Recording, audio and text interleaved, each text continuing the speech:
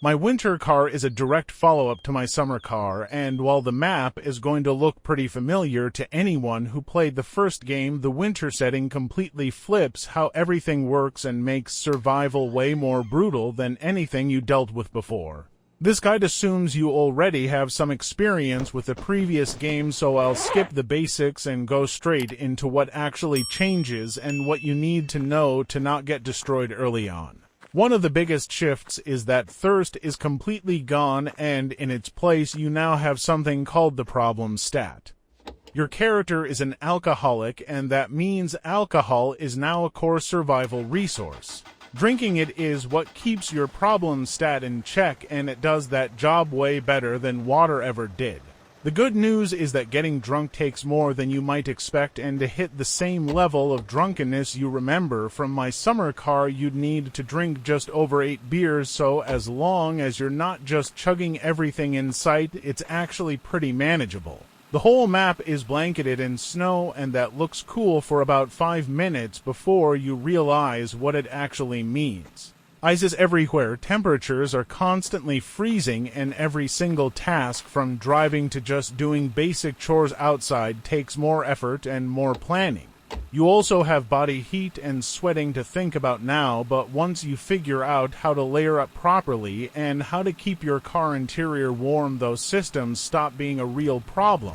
Your starting car is the Sorbet, a boxy little liftback from the 80s that has a roomy interior, basically no power, an engine that absolutely hates cold weather, and enough rust to keep you company. It's actually a reliable car if you treat it right, but the cold makes warming it up way harder than anything you dealt with in the first game.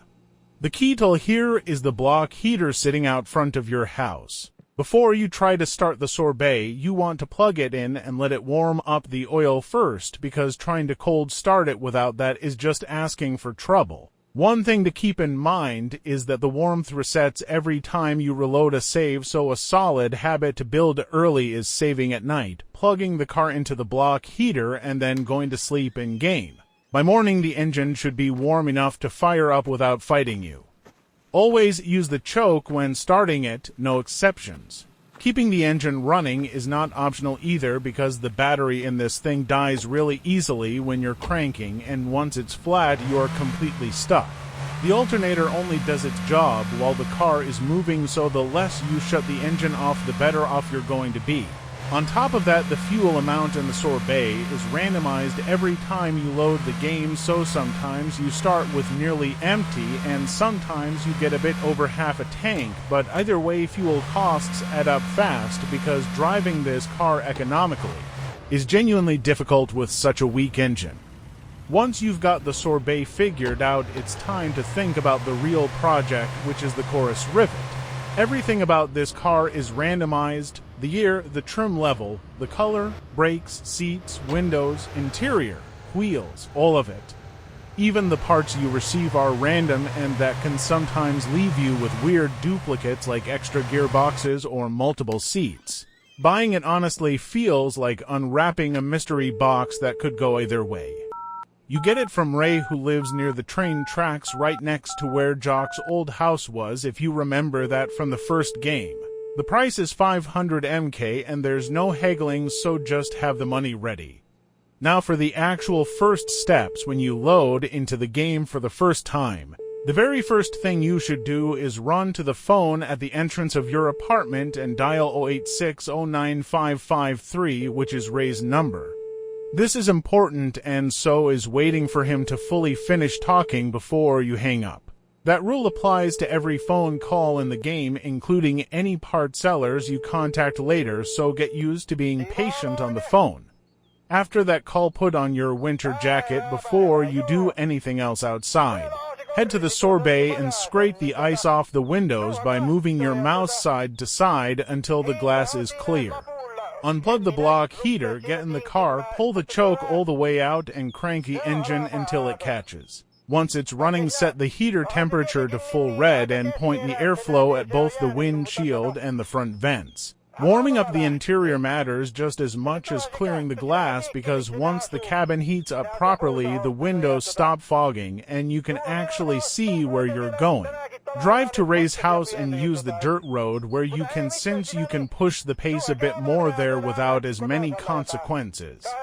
Watch out for your cousin though, because he's back and he's drifting even harder than before, so keep your eyes open.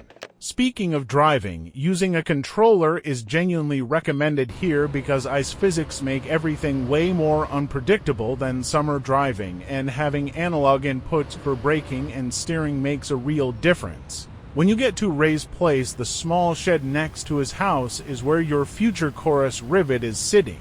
The moment you step out of the sorbet, he'll start talking, and even though his dialogue isn't translated, you can peek inside the shed and finally see what random configuration the game decided to hand you. To lock all of this in one more time so nothing gets missed, my winter car builds on my summer car, but winter flips nearly every system you knew. The problem stat replaces thirst, and alcohol is your survival tool now with 8+ beers needed to match MSC drunk levels. Snow and ice are everywhere, and body heat management is a real mechanic.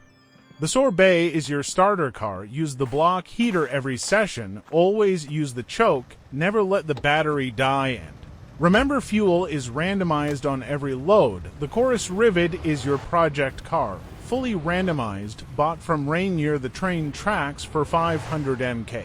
First thing on a fresh load is calling 086095553 and waiting for Ray to finish, then jack it on, scrape the windows, unplug the heater, choke out, start the engine, crank the heat to max toward the windshield, and get moving. Use a controller if you have one, and watch out for your cousin on the road.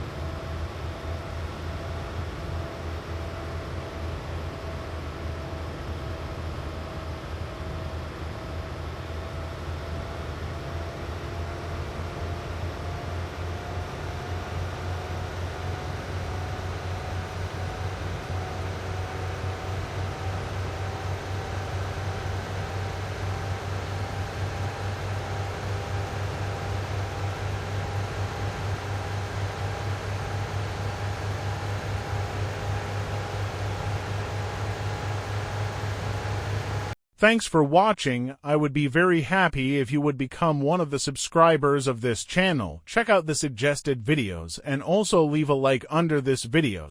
See you soon.